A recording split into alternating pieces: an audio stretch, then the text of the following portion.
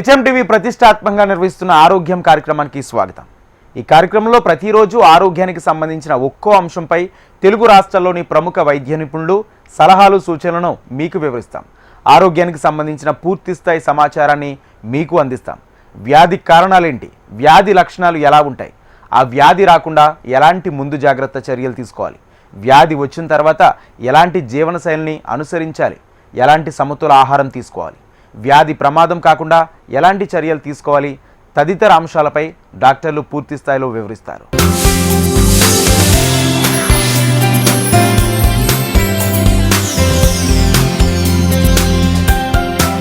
ఈరోజు ఆరోగ్యం కార్యక్రమంలో రక్తపోటు, అదే బ్లడ్ ప్రెషర్ గురించి చర్చిద్దాం. శరీరంలో ప్రసరించే రక్తం రక్తనాళాలపై కలిగించే ఒత్తిడిని రక్తపోటు అంటారు. శరీరం యొక్క ప్రధాన జీవ లక్షణాల్లో రక్తపోటు ఒకటి.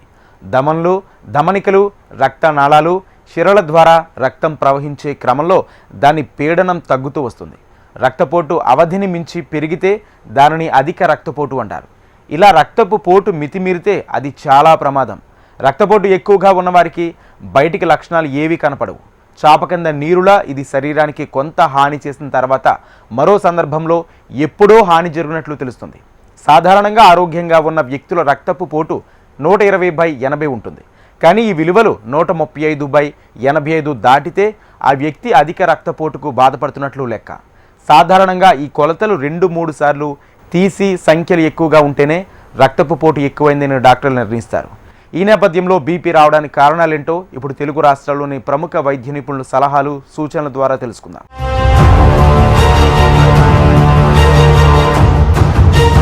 చాలామంది వస్తుంటారు పేషెంట్స్ వచ్చి రక్తపోటు ఉంది నాకు, నేను ఫుడ్ మంచిగా తీసుకుంటాను, నాకేం వేరే ఏమీ ప్రాబ్లమ్స్ లేవు, కానీ నాకు బీపీ ఎందుకు వచ్చింది అని అడుగుతుంటారు.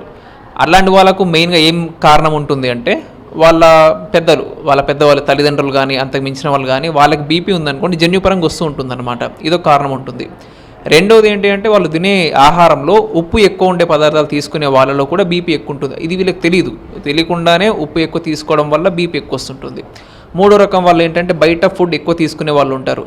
బిర్యానీలు కానీ, వేరే ఫ్రై ఫుడ్ కానీ, కూల్ డ్రింక్స్ ఎక్కువ తీసుకోవడం కానీ, వీటిలో ఏంటంటే ఉప్పు పదార్థాలు, నిలువ పదార్థాలు ఎక్కువ ఉంటాయి. ఇవి తీసుకునే వాళ్ళకి బీపీ బాగా ఎక్కువ ఉంటుంది. ఇవి కాకుండా కిడ్నీ జబ్బు ఉన్న వాళ్ళకి బాగా బీపీ ఉంటుంది. కిడ్నీకి గుండె కంటే కూడా కిడ్నీకి ఎక్కువ సంబంధం ఉంటుంది అన్నమాట బీపీకి. సో కిడ్నీ సమస్యలు ఉన్న వాళ్ళకి కూడా బీపీ ఉంటుంది.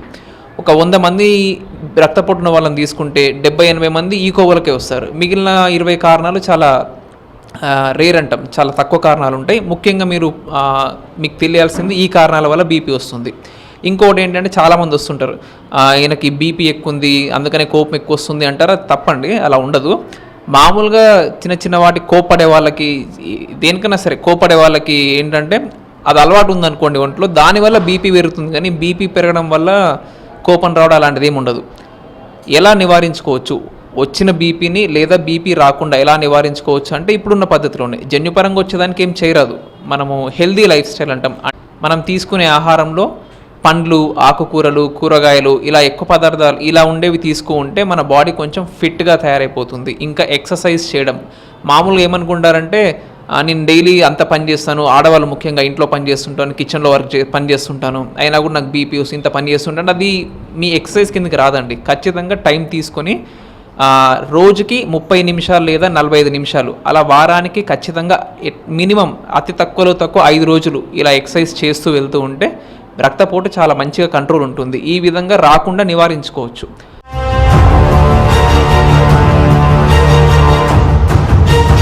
బీపీ అనేది ఎక్కువగా చూస్తుంటాము. ఈ స్ట్రెస్ అనేది ఎక్కువగా ఉండడం వల్ల, హై ఫ్యాట్ డైట్ తీసుకోవడం వల్ల, వ్యాయామం లేకపోవడం వల్ల, ఇది మామూలుగా ముఖ్యంగా ఈ బీపీ రావడానికి కారణం ఎక్కువ నిద్ర లేకపోవడం. మినిమం 8 అవర్స్ స్లీప్ ఉండాలి.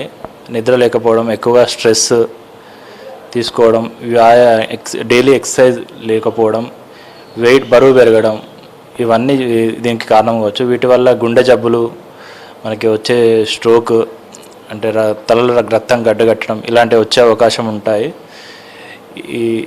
ఇది మామూలుగా ఈ సాల్ట్ తక్కువ తీసుకోవడం, లో ఫ్యాట్ డైట్ తీసుకోవడం.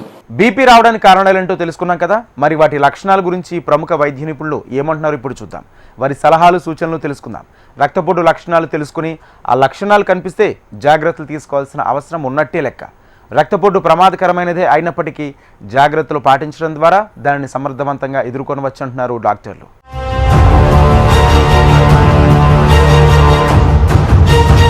ఫస్ట్ విజిట్ నుంచి కూడా బీపీ చెక్ చేసుకుంటూ దాన్ని మానిటర్ చేస్తాం.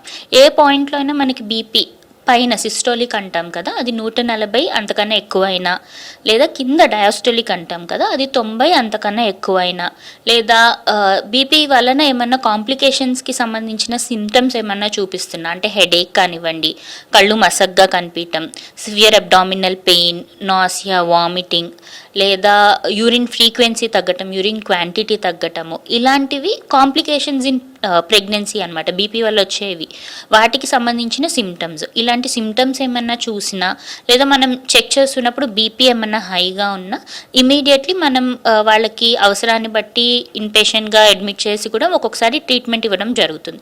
ప్రెగ్నెన్సీలో బీపీ ఎందుకు ఇంపార్టెంట్ అంటే ప్రతి ఆర్గన్ సిస్టమ్ని ఇన్వాల్వ్ చేస్తుంది ఈ బీపీ అనేది.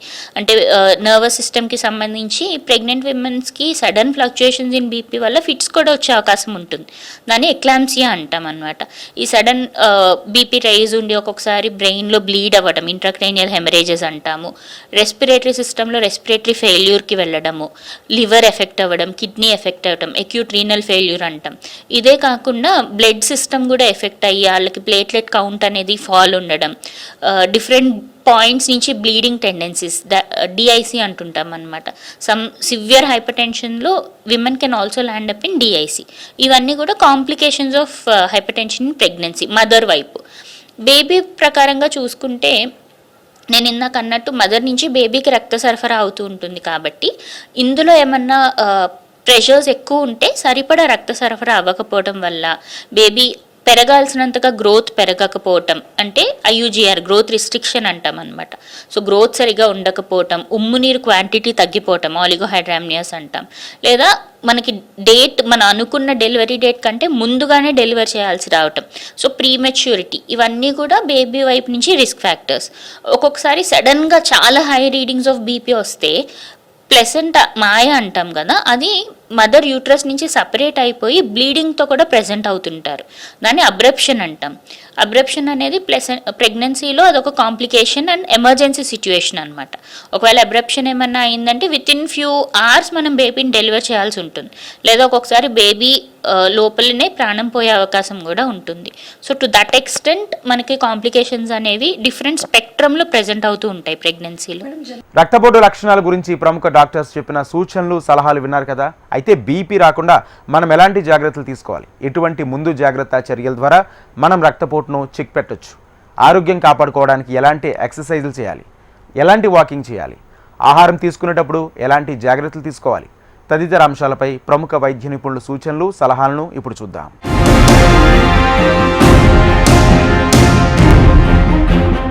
సాల్ట్ని అంటే ఉప్పు శాతాన్ని బాగా తగ్గించుకోవాలి. కనీసము అరగంట సేపు వారానికి 5 రోజులు వ్యాయామం, ఏదో ఒక రకమైన వ్యాయామం, చిన్నది కావచ్చు పెద్దది కావచ్చు, కంపల్సరీగా చేయాల్సి ఉంటుంది.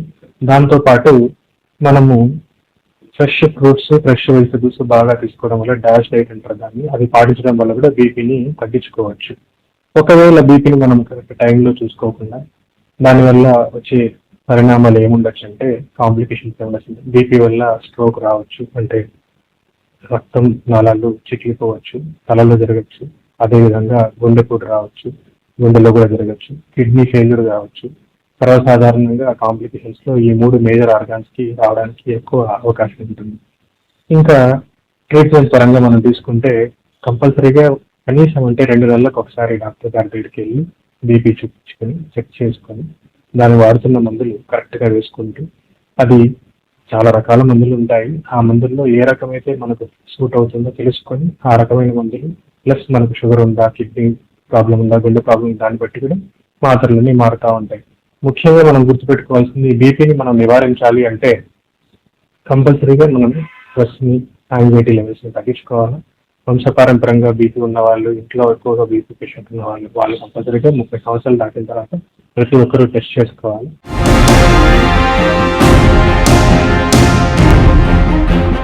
సెడెంటరీ లైఫ్ స్టైల్ అంటే కూర్చొనే ఉండడం అనమాట, ఎక్కువ జంక్ ఫుడ్స్ ఇవన్నీ తీసుకోవడము, ఎక్సర్సైజ్ లేకుండా ఉండడము, ఇట్లాంటివన్నీ ప్రాక్టీసెస్ ఆపేయండి. సాల్ట్ కూడా కొద్దిగా తగ్గించి తీసుకోండి. మెయిన్ ముఖ్యము వ్యాయామం చేయాలా, తగినంత టైం నిద్రపోవాలా, వీలైనంత వరకు స్ట్రెస్ టెన్షన్ లేకుండా బతికితే ఈ నాన్ కమ్యూనికబుల్ డిసీజ్ అనేవి చాలా వరకు అవాయిడ్ చేయొచ్చు. So prevention is better than cure అంటాం ఇప్పటికీ కూడా. సో ఈ ప్రివెన్షన్ చేసుకోవడమే ఇవి చాలా మంచిది. ఇన్ కేస్ ఇంకా వస్తే ఇక్కడ మాకు హాస్పిటల్లో మంచి ఫిజిషియన్స్ అంతా ఉన్నారు, వచ్చి సంప్రదించి మీ జబ్బులు మళ్ళీ ఇవి ఎక్కువ అయితే బీపీ షుగర్లు అన్నీ ఎక్కువ అయితే మళ్ళీ ఎండ్ ఆర్గాన్ డ్యామేజ్ అవుతాయి. లైక్ రెటినోపతి అయితే మీ నెఫ్రోపతి, కిడ్నీల ప్రాబ్లము, న్యూరోపతి, హార్ట్ ప్రాబ్లమ్స్ రావడం, ఇట్లాంటి అంత స్టేజ్ వరకు ఉండకుండా ముందు జాగ్రత్తగా చూసుకొని ఇవన్నీ కంట్రోల్లో చేసుకోవాలని కోరుకొని మీరంతా ఆరోగ్యంగా ఉండాలి. ఎలాంటి ముందు జాగ్రత్త చర్యలు తీసుకోవాలో అన్న అంశంపై ప్రముఖ వైద్యులు చెప్పిన సూచనలు, సలహాలు విన్నారు కదా. అయితే ఇప్పటికే అధిక రక్తపోటు ఉన్నవారు ఎలాంటి జీవనశైలిని అలవరుచుకోవాలి, ఎలాంటి క్రమశిక్షణ పాటించాలి, ఉదయం లేచి నుంచి రాత్రి పడుకునే వరకు ఎటువంటి నియమాలు పాటించాలి, శారీరక మానసిక ఆరోగ్యాలు పెంచుకోవడానికి ఏం చేయాలన్న అంశాలపై మరికొంతమంది వైద్యులు విపులంగా వివరించనున్నారు. సాధారణంగా రక్తపోటు వచ్చిన వారు, ఇప్పటికే మందులు వాడుతున్న వారు సైతం ఈ నియమాలు పాటిస్తే ఖచ్చితంగా మేలు జరుగుతుంది.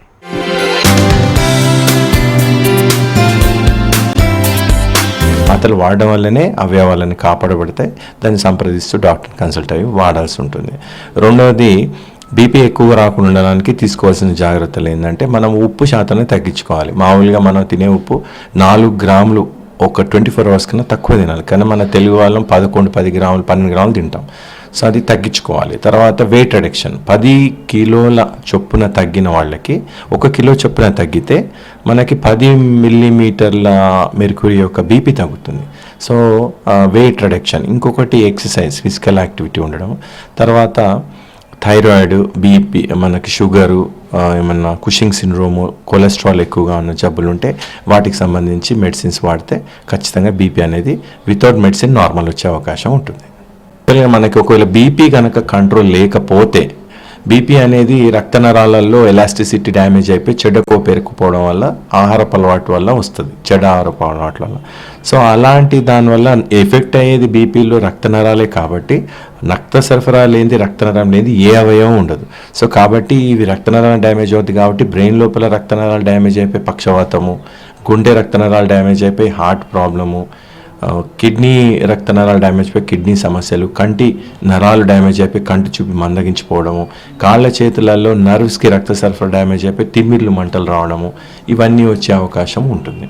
సో అందుకని బీపీ అనేది ఖచ్చితంగా కంట్రోల్ పెట్టుకోవాలా. అది జీవనశైలిలో మార్పు కావచ్చు, అంటే ఉప్పు శాతం తగ్గించుకోవడం, physical activity, alcohol, cigarette smoking లాంటివి ఉంటే తగ్గించుకోవడం, హై ఫ్యాట్ డైట్ మానేయడము, తర్వాత వెయిట్ రిడక్షను, ఇలాంటివి చేసుకుంటూ నియమాల ద్వారా, ప్లస్ బీపీ పాటించినా కూడా ఎక్కువగా ఉందంటే బీపీ టాబ్లెట్ డాక్టర్ని సంప్రదించి వాడి కంట్రోల్లో పెట్టుకోవడం.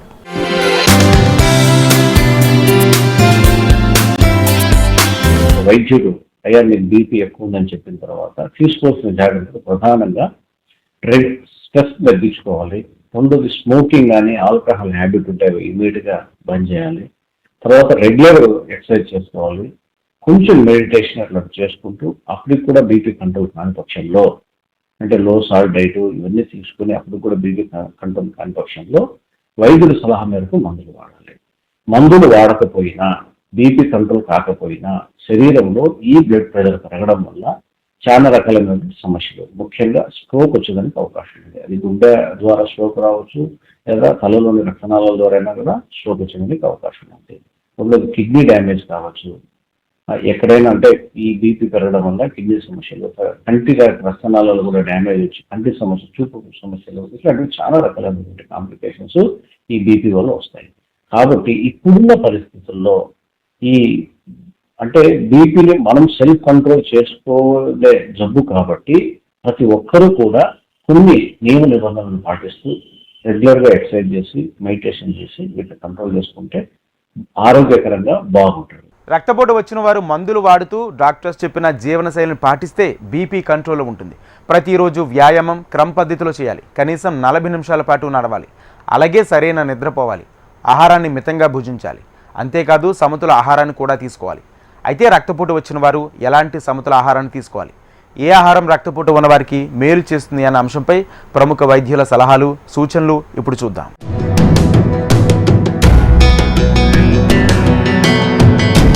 డైట్లో కూడా కొంచెం సాల్ట్ తగ్గించేసుకోవాలి. ఇప్పుడు స్పెసిఫిక్గా నేను చెప్తాను డైట్లో ఏమేం స్పెసిఫిక్గా కట్ చేసుకోవాలి అండ్ ఏమేం థింగ్స్ స్పెసిఫిక్గా ఇంక్లూడ్ చేసుకోవాలి. సపోజ్ ఇప్పుడు pickles, papad, package food items దానిలో చాలా స్టోరేజ్ కోసం ఇంకా ప్రిజర్వేటివ్స్లో సోడియం యాడ్ చేస్తారు. అవి కూడా బీపీ ప్రాబ్లమ్స్ వాళ్ళ పేషెంట్స్కి, బీపీ పేషెంట్స్కి మంచివి కాదు. సో అవి పూర్తిగా కట్ చేసుకోవాలి. సెకండ్ థింగ్స్ అంటే ఏంటి, నార్మల్గా నాన్ వెజ్ తినకూడదు, చెరుగు చేప తినకూడదు ఇలా అందరూ అంటారు. ఇది మిత్ లాగా, కానీ నాన్ వెజ్ నార్మల్గా తీసుకోవచ్చు. అందుకంటే మనం ఇప్పుడు డైలీ నాన్ వెజ్ తినం కదా, వీక్లీ వన్స్ ట్వైస్ ఇలా తింటున్నాం. అవి హెల్దీ ప్రోటీన్స్ కాబట్టి తీసుకోవచ్చు. నార్మల్గా సాల్ట్ కట్ చేసి హెల్దీ ప్రోటీన్ తీసుకొని, ఇంకా హెల్దీ కార్బోహైడ్రేట్ అంటే నార్మల్గా సిరిధాన్యాలు, మిల్లెట్స్, ఇంకా హోల్ గ్రెయిన్స్ అంటే బ్రౌన్ రైస్ కానీ అన్పాలిష్డ్ రైస్ కానీ అవి తీసుకుంటే బీపీ కంట్రోల్ చేసుకోవచ్చు. ఆకుకూర, కాయగూర కూడా నార్మల్గానే తీసుకోవచ్చు. వెజిటేబుల్స్ అంటే అవన్నీ ఫైబర్ సోర్స్. సో ఇప్పుడు మనం డైలీ రిక్వైర్మెంట్స్లో మనం ఫుడ్ ఎలా ఉండాలి, హైపర్టెన్సివ్ పేషెంట్కి ఫుడ్ ఎలా ఉండాలి, ఇలా మేనేజ్ చేసుకోవాలి. ఇప్పుడు క్లియర్గా చెప్తాను. ఫస్ట్ మనం క్యాలరీ గోల్ సెట్ చేసుకోవాలి. అందుకే అంటే ఎక్కువ క్యాలరీ కన్జంప్షన్ కూడా వెయిట్ గెయిన్లో అవుతుంది. వెయిట్ గెయిన్ కూడా ఒక మళ్ళీ ఏదో మెటబాలిక్ సిండ్రోమ్ అంటే డయాబెటిక్, హైపర్ టెన్షన్, థైరాయిడ్, హైపోథైరాయిడిజమ్స్ ఇవన్నీ కండిషన్స్ వస్తుంది. సో ఫస్ట్ మనం క్యాలరీ గోల్ సెట్ చేసుకోవాలి. సపోజ్ ఇప్పుడు ఏదో నార్మల్గా సెడెంటరీ లైఫ్ స్టైల్ అంటే వన్ టీచర్ లేకపోతే any sitting schedule job. So ఆ టైంలో మనం క్యాలరీ కూడా గోల్ తక్కువ ఉంటుంది, approx 1500. So just normal sedentary life స్టైల్లో డైట్లో క్యాలరీ 1500. ఆ 1500లో మీది కార్బోహైడ్రేట్ ఎంత ఉంటుంది, ప్రోటీన్ ఎంత తీసుకోవాలి, ఫైబర్ ఎంత తీసుకోవాలి చెప్తాను. నార్మల్గా 50% మనది డైట్లో కార్బోహైడ్రేట్ ఉండాలి, కానీ ఆ కార్బోహైడ్రేట్ సింపుల్ రైస్తో కాదు. కాంప్లెక్స్ కార్బోహైడ్రేట్ అంటే మిల్లెట్స్ అండ్ హోల్ గ్రెయిన్స్. మిల్లెట్స్లో నార్మల్గా కొర్రలు, జొన్నలు, రాగిలు, ఇంకా బ్రౌన్ రైస్ అవన్నీ కాంప్లెక్స్ కార్బోహైడ్రేట్ సోర్స్. సో అది కార్బోహైడ్రేట్ డిమాండ్ ఫుల్ఫిల్ అవుతుంది. దాంతోపాటు మనం ఫ్రూట్స్ కూడా, హోల్ ఫ్రూట్స్, నాట్ జ్యూసెస్, అవి కాంప్లెక్స్ కార్బోహైడ్రేట్లో కౌంట్ అవుతుంది. ఎందుకంటే దానిలో ఫైబర్ ప్రయారిటీలో ఉంటుంది. సెకండ్ మనది ఇంపార్టెంట్ అంటే ప్రోటీన్ గోల్. ప్రోటీన్ కూడా అట్లీస్ట్ 25% ఆఫ్ కార్బోహైడ్రేట్ ఉండాలి. ఇప్పుడు మనం నార్మల్గా ఇండియన్ డైట్ అంటే ఏంటి, rice, curry and chutney or చారు సంథింగ్, దానిలో ప్రోటీన్స్ అసలు ఉండవు. సో సెకండ్ ప్రయారిటీ మనకి ప్రోటీన్ డైట్స్కి ఇవ్వాలి. ప్రోటీన్, హెల్దీ ప్రోటీన్ అంటే all non veg sources, weekly twice natural ఫామ్లో తీసుకోవచ్చు. బీపీ వచ్చిన వారు సక్రమంగా డాక్టర్ ప్రిస్క్రిప్షన్ ప్రకారం మందులు వాడతారు. అయితే ఆ మందుల వల్ల కూడా కొన్ని సైడ్ ఎఫెక్ట్స్ ఉంటాయి. ఆ సైడ్ ఎఫెక్ట్స్ ఎలా ఉంటాయి, వాటిని ఎలా నివారించుకోవాలో ఇప్పుడు తెలుసుకుందాం. ప్రముఖ వైద్య నిపుణులు సలహాలు సూచనలు ఇప్పుడు తెలుసుకుందాం.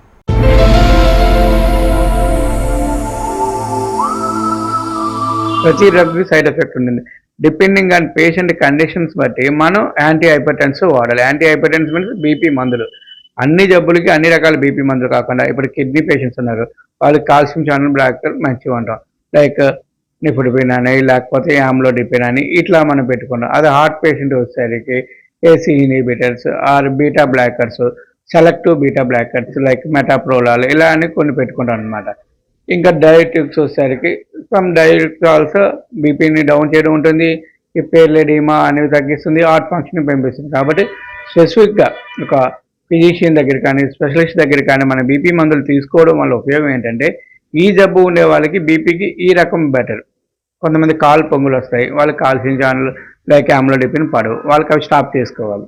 ఇంకొంతమందికి హైపోనేట్రీమియా వస్తుంది ఈ డయాబెటిక్స్ చేయడం వల్ల, వాళ్ళకి అవి స్టాప్ చేయాలి. అలా తెలియకుండా ప్రోటీన్ ఆర్ఎంపీ ప్రాక్టీషనర్ దగ్గరికి వెళ్ళడం వల్ల అలా అన్ని రకాల జబ్బులకి ఒకే బీపీ మందు వాడతారు.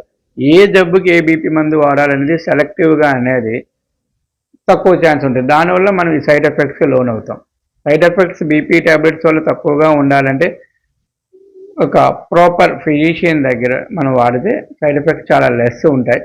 సైడ్ ఎఫెక్ట్స్ 10% ఉంటే అవి వాడకపోవడం వల్ల మనకి హార్ట్ స్ట్రోక్, బ్రెయిన్ స్ట్రోక్ అనేది 90%. దానివల్ల మన లైఫ్ అయిపోతుంది, లేకపోతే మార్బిడిటీ, మన యొక్క ఫంక్షనింగ్ యొక్క కెపాసిటీ తగ్గిపోతుంది. దాంతో పోల్చుకునేటప్పుడు 10% సైడ్ ఎఫెక్ట్ యాక్సెప్టబుల్.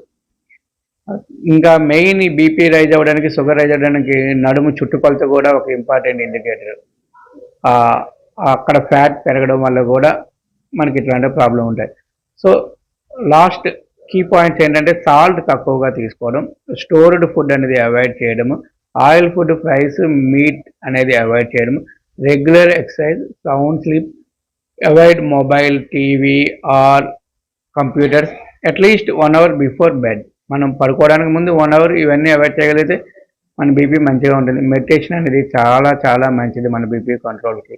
చూసారుగా ఆరోగ్యం కార్యక్రమంలో ఈరోజు రక్తపోటు వ్యాధిపై సమగ్ర అవగాహన కార్యక్రమాన్ని చూసాం కదా. మరో ఎపిసోడ్లో మరో ముఖ్యమైన ఆరోగ్య అంశంపై మళ్ళీ కలుద్దాం. Keep watching HM TV.